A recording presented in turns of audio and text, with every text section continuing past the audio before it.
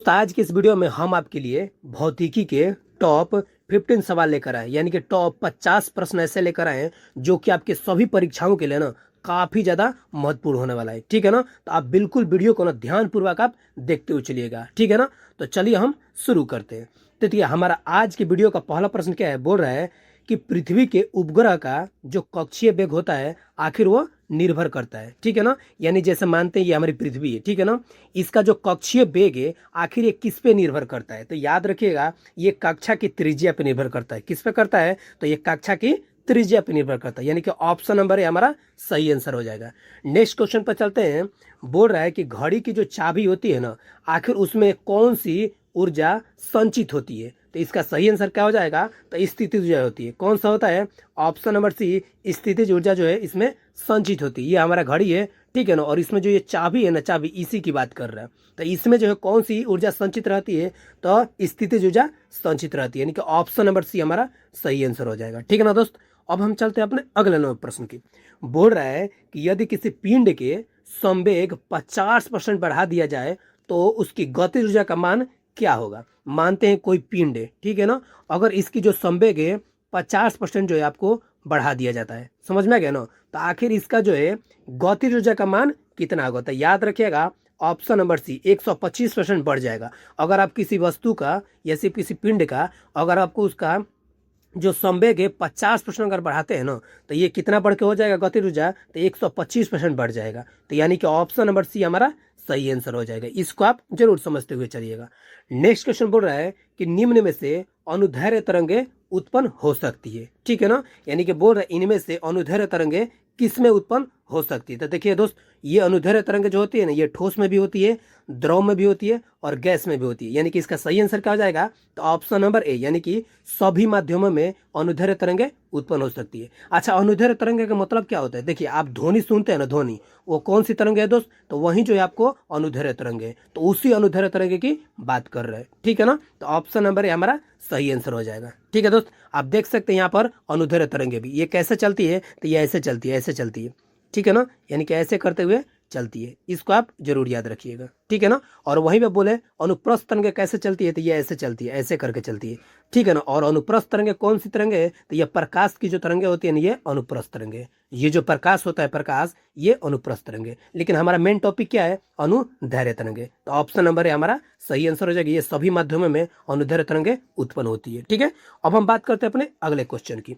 बोल रहा है कि किस माध्यम में अनुप्रस्थ तरंगे उत्पन्न नहीं हो सकती है। देखिए यहाँ पर बोला है ना नहीं हो सकती है, इसको आप जरूर समझते हुए चलिएगा।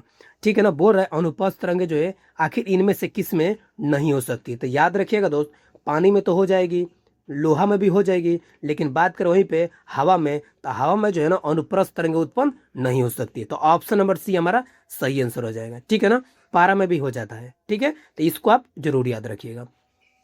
अब हम चलते हैं अपने अगले नौ क्वेश्चन की। बोल रहा है प्रतिबल और विकृति का जो अनुपात है आखिर क्या कहलाता है। ये जो बोल रहा है प्रतिबल और विकृति का जो अनुपात है आखिर वो क्या कहलाता है। तो इसका सही आंसर क्या हो जाएगा, तो ऑप्शन नंबर ए, यानी कि इसको बोला जाता है प्रत्यास्थता गुणांक बोला जाता है। क्या बोला जाता है, प्रत्यास्थता गुणांक बोला जाता है। इसको बिल्कुल समझते हुए चलिएगा। नेक्स्ट क्वेश्चन बोल रहा है कि पनडुब्बी किसके सिद्धांत पर आधारित है। देखिए ये जो पनडुब्बी है आखिर ये किसके सिद्धांत पर चलती है। ठीक है ना, यानी किसके सिद्धांत पर ये काम करती है। तो याद रखिएगा ऑप्शन नंबर बी, आर्किमिडीज के सिद्धांत पे। ठीक है ना, यानी कि जितनी भी चीज है पानी में चलने वाली चीजें कहीं ना कहीं आपको आर्किमिडीज के सिद्धांत उनका काफी ज्यादा योगदान है। तो ऑप्शन नंबर बी हमारा सही आंसर हो जाएगा। ठीक है ना दोस्त, अब हम चलते हैं अपने अगले प्रश्न की। अगला जो प्रश्न बोल रहा है कि समुद्र में तैरना नदी की अपेक्षा आसान है, आखिर क्यों। देखिए आपको मालूम है कि ये जो समुद्र होता है ना, समुद्र, आखिर इसमें जो है तैराकियों को तैरना नदियों की अपेक्षा क्यों आसान है। तो दोस्त आपको तो मालूम होना चाहिए, ये जो समुद्र होता है इसमें जो है ना नमक की जो मात्रा होती है, नमक की मात्रा ये नदियों की अपेक्षा ना काफी ज्यादा होता है। ठीक है ना, और यही वजह है जो है कि समुद्र के जो पानी का घनत्व होता है ना, ये नदियों के पानी से अधिक होता है। क्योंकि आपको मालूम है कि कोई भी चीज में आप कोई सामान मिलाइएगा तो उसका डेंसिटी बढ़ते जाएगा। तो जो ये समुद्र का पानी होता है ना, इसमें नमक की मात्रा ज्यादा होती है, इसीलिए इसका घनत्व जो होता है बढ़ जाता है। ठीक है ना, और यही वजह है कि समुद्र में तैरना आसान हो जाता है। समझ में आ गया ना, नदियों की अपेक्षा समुद्र में तैरना इसी वजह से आसान हो जाता है। तो ऑप्शन नंबर डी हमारा सही आंसर हो जाएगा। इसको आप जरूर समझते हुए चलिएगा। ठीक है, नेक्स्ट क्वेश्चन बोल रहा है कि ये जो तरंग है ये अपश्रव्य कही जाती है, ठीक है ना, जब उसकी आवृत्ति कितनी होती है कि अपश्रव्य कही जाती है। तो इसका सही आंसर क्या हो जाएगा, तो ऑप्शन नंबर डी, ठीक है ना।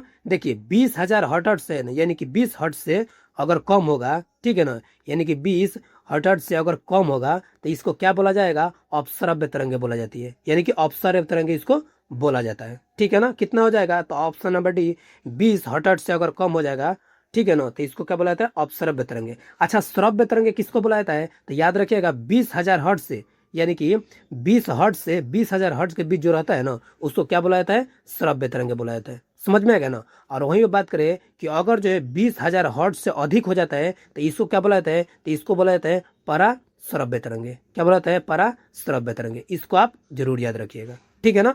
तो यानी कि इसका सही आंसर क्या हो जाएगा, तो ऑप्शन नंबर डी हमारा सही आंसर हो जाएगा, ठीक है दोस्त। अब हम चलते हैं अपने अगले नए प्रश्न की।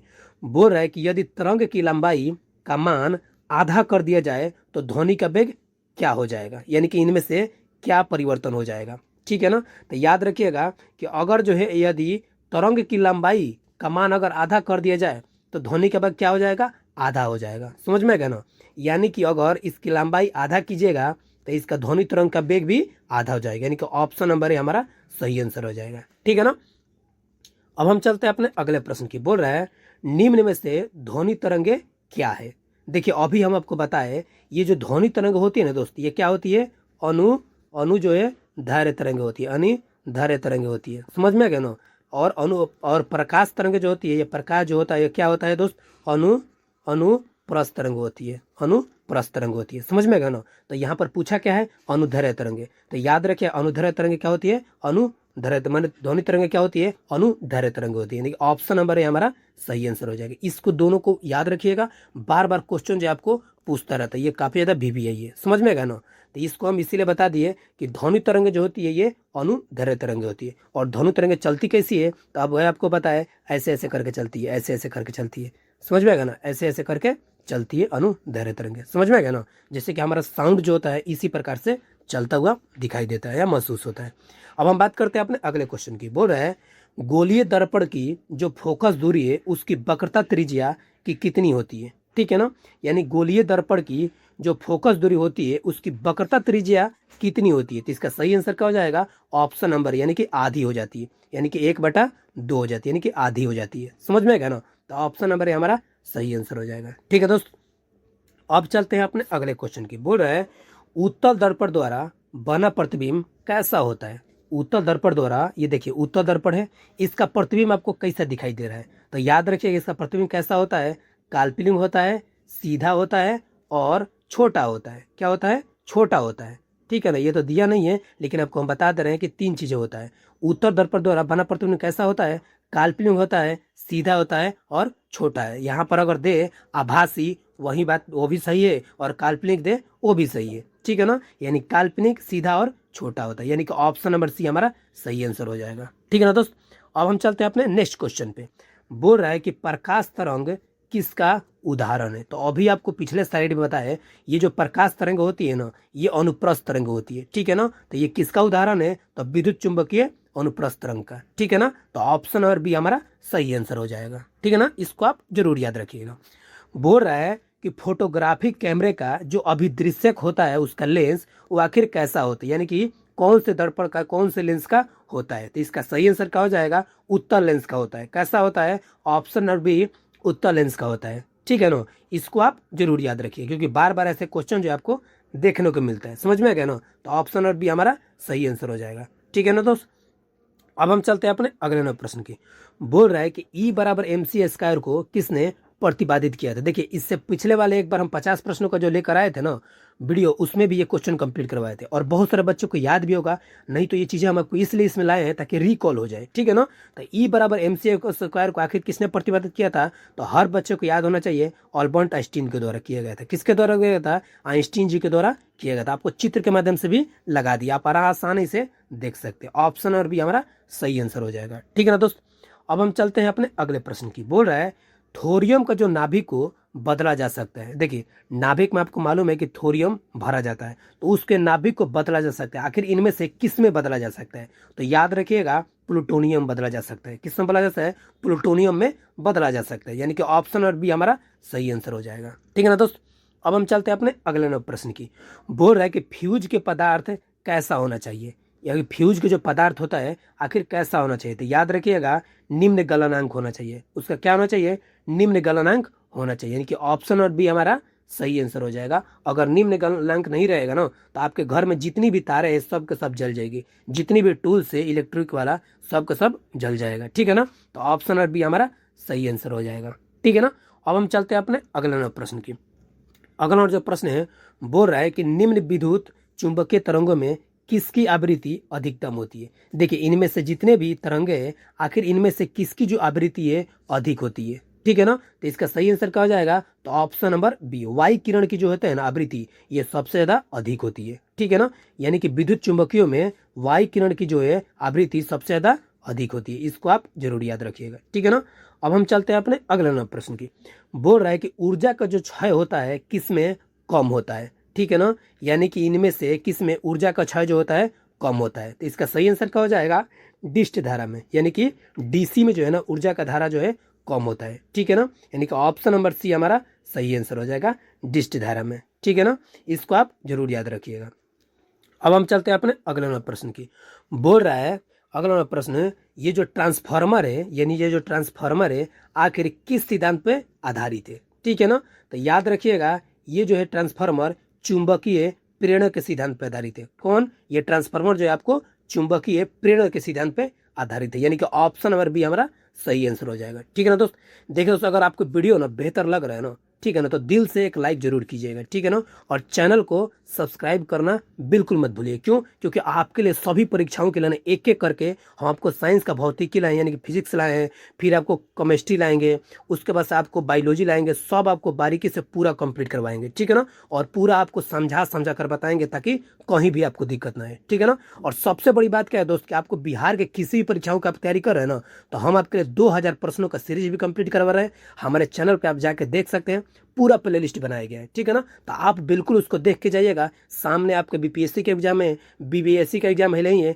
साथ ही साथ एईडीओ का भी एग्जाम होगा। ठीक है ना, क्योंकि कैंसिल हो गया था फिर से आपको होगा तो उसमें आपको काफी ज्यादा सीरीज योगदान देगा। ठीक है ना, तो बिल्कुल आप जाकर देख सकते हैं। अब हम अपने प्रश्न पे आते हैं। बोल रहा है कि ये जो है घरेलू प्रकाश के लिए जो लैंप होता है आखिर ये किस क्रम में उसके जोड़े जाते हैं। ठीक है ना, तो याद रखिएगा ये जो लैंप होता है लैंप आखिर जो ये समानांतर क्रम में इसके जो जोड़े जाते हैं, इसी वजह से ये लैंप जो है हम लोग प्रयोग कर पाते हैं। ठीक है ना, तो ऑप्शन और बी हमारा सही आंसर हो जाएगा। कौन सा हो जाएगा? समानांतर क्रम में। ठीक है ना, ये जो प्रयुक्त है समानांतर क्रम में जोड़े जाते हैं। अब हम बात करते हैं अपने अगले प्रश्न की। बोल रहा है ऊष्मा किस प्रक्रिया से सर्वाधिक तीव्र क्रम में स्थानांतरित होती है, यानी जो ऊष्मा होती है ऊष्मा आखिर किस प्रक्रिया से सर्वाधिक क्रम में यानी कि तीव्र यानी कि तेजी से स्थानांतरित होती है। ठीक है ना, यानी कि ट्रांसफर होती है। तो याद रखिएगा ऑप्शन नंबर सी, यानी कि इसका सही आंसर क्या हो जाएगा? विकिरण के द्वारा। ठीक है ना, देखिए ये तीनों तीनों एक माध्यम है, चालन एक अलग माध्यम है, सम्मोहन एक अलग माध्यम है, उसको से विकिरण एक अलग माध्यम है। तो ऑप्शन नंबर सी जो है ना यानी कि विकिरण के द्वारा ना जो ऊष्मा होता है वो तेजी से ट्रांसफर होता है। ठीक है ना, और यही वजह है कि सूर्य से जो प्रकाश आता है ना, सूर्य से जो प्रकाश आता है, ठीक है ना, वो जो प्रकाश है ना पृथ्वी पे बहुत तेजी में आता है। और ये जो है किस माध्यम से आता है? तो ऑप्शन नंबर सी विकिरण माध्यम से आता है। इसको भी आप जरूर याद रखिएगा। ठीक है ना दोस्त, अब हम बात करते हैं अपने नेक्स्ट क्वेश्चन की। बोल रहे हैं कि न्यूनतम संभवतः ताप है, यानी कि सबसे न्यूनतम संभवतः ताप कितना है? तो -273 डिग्री सेल्सियस। कितना है? -273 डिग्री सेल्सियस, यानी कि ऑप्शन नंबर है हमारा सही आंसर हो जाएगा। अब हम बात करते हैं अपने अगले क्वेश्चन की। बोल रहा है यदि वायुमंडल न होती तो दिन की अवधि कैसी होती? अब आप बताइए, खुद आप बताइए। अगर मानते हैं कि हमारे पृथ्वी पे वायुमंडल नहीं होता तो समझिए कि दिन का जो अवधि यानी कि दिन का जो ड्यूरेशन है आखिर वह घट जाता, ठीक है ना, या फिर बढ़ जाता? आप खुद बताइए। ठीक है ना, तो देखिए इसका सही आंसर क्या हो जाएगा कि कम हो जाता। ठीक है ना, यानी कि घट जाता। तो इसका सही आंसर क्या हो जाएगा? ऑप्शन नंबर, यानी कि अगर हमारे पृथ्वी पे यानी कि हमारा वायुमंडल अगर ना होता ना तो ऑप्शन नंबर ए हो जाता है, यानी कि घट जाता है। इसको आप जरूर याद रखिएगा। ठीक है ना, यानी कि दिन का जो ड्यूरेशन है, दिन की अवधि है, वो क्या हो जाती? घट जाती, यानी कम हो जाती। ठीक है ना, नेक्स्ट क्वेश्चन है कि सूर्य ग्रहण के समय जो है सूर्य के आखिर कौन सा भाग दिखाई देता है? ठीक है ना, ये सूर्य ग्रहण जब होता है तो आखिर सूर्य का जो है ना आखिर कौन सा भाग हमें दिखाई देता है। तो कौन सा भाग दिखाई देता है? तो ऑप्शन नंबर बी हो जाएगा। कौन सा दिखाई देता है? कोरोना वाला भाग दिखाई देता है। इसमें का जो कोरोना वाला भाग होता है ना, वही हमें दिखाई देता है, यानी कि ऑप्शन नंबर बी हमारा सही आंसर हो जाएगा। अब चलते हैं अपने अगले क्वेश्चन की। बोल रहा है सूर्य के प्रकाश का जो आंतरिक परिवर्तन हो सकता है यदि प्रकाश हो, यानी कि बोल रहा है कि सूर्य का जो प्रकाश होता है ना, उसका आंतरिक परिवर्तन हो सकता है अगर इनमें से किसमें से और किसमें जाए तो। ठीक है ना, तो इसका सही आंसर क्या हो जाएगा? तो यानी कि कांच से जब वायु में जाए तब क्या होता है? सूर्य का प्रकाश का आंतरिक परिवर्तन हो जाता है, यदि कांच से वायु में जाए तो। ठीक है ना, तो इसको आप जरूर याद रखिएगा। ऑप्शन नंबर सी हमारा सही आंसर हो जाएगा। ठीक है ना दोस्त, अब चलते हैं अपने अगले प्रश्न की। बोल रहा है निम्न में से किसका जो अपवर्तनांक है सर्वाधिक होता है? बोल रहा है कि निम्न में से किसका जो अपवर्तनांक है वो सही होता है। तो इसका सही आंसर क्या हो जाएगा? तो ऑप्शन नंबर बी, यानी कि बैगनी का जो रंग होता है ना, बैगनी रंग, इसका जो अपवर्तनांक है वो सबसे ज्यादा अधिक होता है। इसको आप जरूर याद रखिएगा। ठीक है ना दोस्त, अब हम चलते हैं अपने अगले प्रश्न पे, और ये जो प्रश्न है ये काफी ज्यादा वीवीआई प्रश्न है, इसको आप बिल्कुल ध्यान से समझिएगा। बोल रहा है कि निम्न में से किस विद्युत चुंबकीय तरंग की तरंग दैर्घ्य ज्यादा होती है? ठीक है ना, ये सभी के सभी आपको तरंग दैर्घ्य दिया गया है, इनमें से बताना है आपको सबसे ज्यादा किसका होता है। ठीक है ना, तो इसका सही आंसर क्या हो जाएगा? ऑप्शन नंबर सी, दृश्य प्रकाश की। ये जो दृश्य प्रकाश से होती है ना, इसका जो तरंग दैर्घ्य होते हैं ये सबसे ज्यादा होते हैं, यानी कि ऑप्शन नंबर सी हमारा सही आंसर हो जाएगा। ठीक है दोस्त, अब हम बात करते हैं अपने अगले प्रश्न की। बोल रहा है प्रकाश जो चाल होती है, यानी कि प्रकाश की जो चाल होती है सबसे पहले किसने ज्ञात की थी? यानी कि प्रकाश जो चाल होती है ना, ये सबसे पहले किसने ज्ञात किया था? तो याद रखिएगा, अभी आपको क्वेश्चन करवाए थे कुछ दिन पहले, उसमें थोड़ा सा आपको इधर उधर हो गया था, लेकिन याद रखिएगा ऑप्शन नंबर बी, यानी कि प्रकाश की जो चाल है यानी कि रोमर ने ज्ञात किया था। किसने किया था? रोमर ने ज्ञात किया था। इसको आप जरूर याद रखिए, ऑप्शन नंबर बी हमारा सही आंसर हो जाएगा। ठीक है ना दोस्त, अब हम चलते हैं अपने नेक्स्ट क्वेश्चन पे, यानी कि अगले प्रश्न क्या है? बोल रहा है कि सरल सूक्ष्मदर्शी में वस्तु को कहाँ रखा जाता है? ठीक है ना, मानते हैं एक सरल सूक्ष्मदर्शी है, आखिर इसमें वस्तु को जो है कहाँ पर रखिएगा? ठीक है ना, तो इसका सही आंसर क्या हो जाएगा? तो ऑप्शन नंबर इसका यानी कि लेंस और प्रकाश के बीच रखिएगा, या फिर फोकस पर रखिएगा, या फिर वक्रता केंद्र पर रखिएगा, या फिर अनंत पर रखिएगा। तो देखिए दोस्तों, इसका सही आंसर हो जाएगा आपको ऑप्शन नंबर ए, यानी कि लेंस और प्रकाश के बीच रखिएगा। देखिए ये लेंस हो गया और ये प्रकाश। ठीक है ना, इसके और इसके बीच में जब रखिएगा ना, तो ये जो वस्तु जो है आपका सरल सूक्ष्मदर्शी में आपको दिखाई देगा अच्छा से। ठीक है ना, तो यानी कि ऑप्शन नंबर ए हमारा सही आंसर हो जाएगा। ठीक है ना, हमको जो लग रहा था ना क्वेश्चन, हमको ये जो क्वेश्चन ऑप्शन देखे तो हमको लग रहा था ना कि ये जो पूछ रहा है आपको, ये पूछ रहा है दर्पण के बारे में, इसीलिए हम थोड़ा सा कंफ्यूज हो गए। तो इसका सही आंसर क्या हो जाएगा? ऑप्शन नंबर ए, लेंस और प्रकाश के बीच। ठीक है ना, तो इससे घबराना नहीं है, बिल्कुल आपको फोकस करके देखते हुए चलना है। नेक्स्ट क्वेश्चन बोल रहा है कि जब प्रकाश वायु से कांच में जाता है, ठीक है, तो क्या होता है? ठीक है ना, देखिए बहुत बढ़िया क्वेश्चन है, और ये क्वेश्चन जो है ना कितनी बार एग्जामों में पूछा हुआ है। ठीक है ना, बोल रहा है कि जब प्रकाश जो है वायु से, ठीक है, ये वायु है यानी कि एयर है, ठीक है ना, एयर है, और ये जो है ना आपको कांच है। ठीक है ना, तो एयर से जब कांच में जाता है तो क्या होता है? तो तरंग दैर्घ्य जो होता है ना, तरंग दैर्घ्य इसका घटने लगता है। ठीक है ना, क्या होता है कि तरंग दैर्घ्य जो है आपको घटने लगता है, यानी कि ऑप्शन नंबर बी हमारा सही आंसर हो जाएगा। ठीक है ना दोस्त, अब हम चलते हैं अपने अगले प्रश्न की। अगला जो प्रश्न बोल रहा है कि पूर्ण आंतरिक परिवर्तन होता है जब प्रकाश जाता है, यानी कि बोल रहा है कि इनमें से पूर्ण आंतरिक परिवर्तन कब होगा? जब प्रकाश किससे किस में जाता है? तो याद रखिएगा, जब हीरा से, यानी कि हीरा से, ये हीरा है, ठीक है ना, ये हीरा से जब प्रकाश जो जाता है किसमें? कांच में, तब जाकर क्या होता है? पूर्ण आंतरिक परिवर्तन होता है। और आपने देखा होगा कि एक टूटा हुआ जो कांच होता है ना, टूटा हुआ कांच, उसमें आपको देखा होगा काफी जबरदस्त तरीके से आपको चमकते हुए आपको देखने को महसूस हुआ होगा। ठीक है ना, आप देखेंगे तो काफी ज्यादा टूटा हुआ जो शीशा होता है ना, काफी ज्यादा चमकता है। इसका कारण क्या है? तो यही पूर्ण आंतरिक परिवर्तन है। ठीक है ना, तो ऑप्शन नंबर हमारा सही आंसर हो जाएगा। ठीक है, अब हम चलते हैं अपने अगले प्रश्न की। बोल रहा है कि प्रकाश तंतु किस सिद्धांत पर कार्य करता है? देखिए प्रकाश जो तंतु होता है ना, आखिर ये किस सिद्धांत पर कार्य करते हैं? तो ये भी आपका सही आंसर क्या हो जाएगा? ऑप्शन नंबर ए, यानी कि पूर्ण आंतरिक परिवर्तन पे। ठीक है ना, इसका सही आंसर आ जाएगा पूर्ण आंतरिक परिवर्तन। ठीक है ना, अब हम चलते हैं अपने अगले प्रश्न की।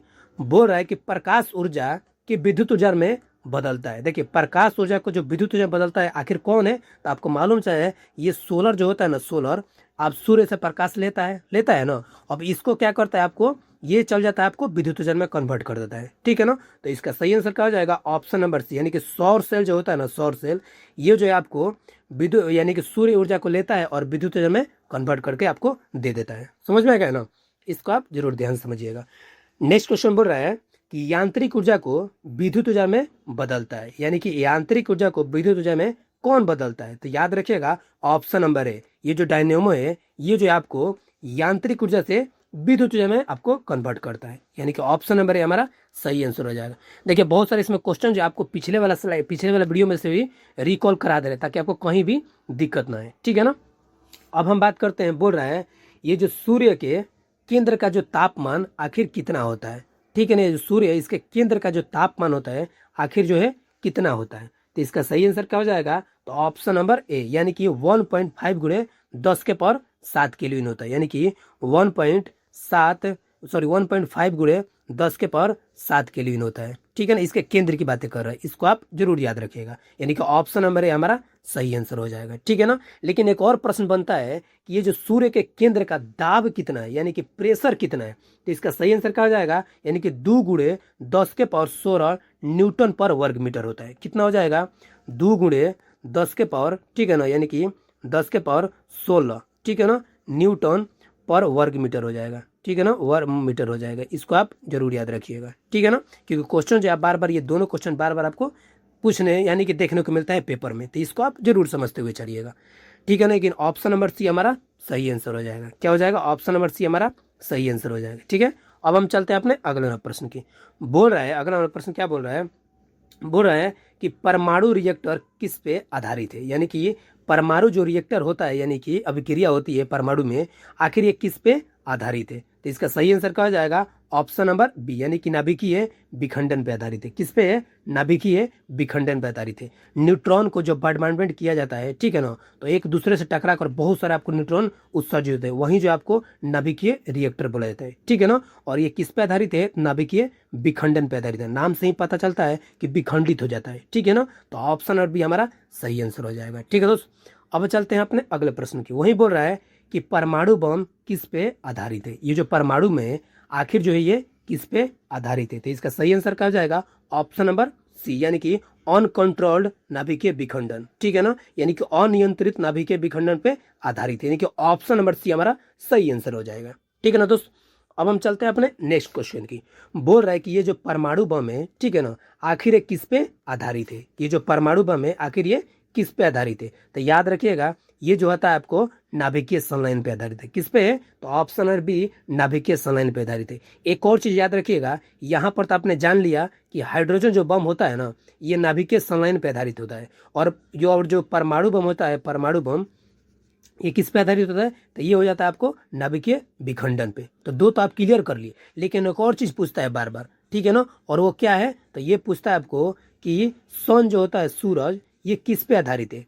तारे जो होते हैं, तारे, ये किस पे आधारित है, यानी कौन से अभिक्रिया इनके साथ होती है? तो ये भी जो होता है आपको नाभिकीय संलयन होता है। तो देखिए एक ट्रिक हम आपको पिछले वीडियो में बताए थे, इसमें भी ध्यान रखिएगा, 100 से संलयन और 100 से सूरज, ठीक है ना, यानी कि सूरज भी एक तारा है और जितने भी एक तारे के रूप में है वो उसमें कौन सा अभिक्रिया होता है? तो नाभिकीय संलयन होता है। तो आपको ट्रिक याद रखिएगा, 100 से सन और 100 से संलयन। तो बार बार जब क्वेश्चन पूछेगा तो आप दिमाग में बैठा लीजिएगा।